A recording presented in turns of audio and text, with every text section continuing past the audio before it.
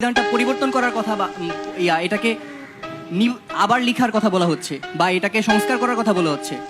আমি এখানে অনেককে দেখলাম যে হয়তো কেউ অর্থনৈতিকভাবে বা রাজনৈতিকভাবে কিছু একটা বলতেছে, কিন্তু মেইন যে বিষয়টা সেই রাষ্ট্রর যেই সংস্কার আছে, রাষ্ট্র সংস্কারের জন্য যে সংবিধান আছে, সেই সংবিধানটা যে আমাদের পরিবর্তন করা দরকার, সেই পরিবর্তনের কথা কেউ বলছে না, কিন্তু এটাকেই বারবার লিখতে চাচ্ছে। কিন্তু আপনি কি বাতিল চান না নতুন করে লিখতে চান? আমার কথাটা শেষ করি। হ্যাঁ, আমরা সবাই জানি বৃক্ষ তোমার নাম কি, ফলে পরিচয়। আমরা বিগত 50 বছর ধরে এই সংবিধান দেখছি এবং সংবিধানের ফল আমরা এখন দেখতে পাচ্ছি। আমাদের শান্তি আছে?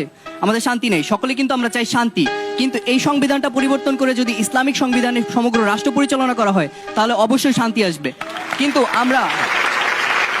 আমরা এই বিষয়ে কেউ কথাই বলতে চাচ্ছি না, কারণ আমরা যদি ইসলামিক সংবিধানটা আনি তাহলে আমাদের সুদ চলে যাবে, ঘুষ চলে যাবে, আমাদের বেআইনি সব কার্যক্রম চলে যাবে।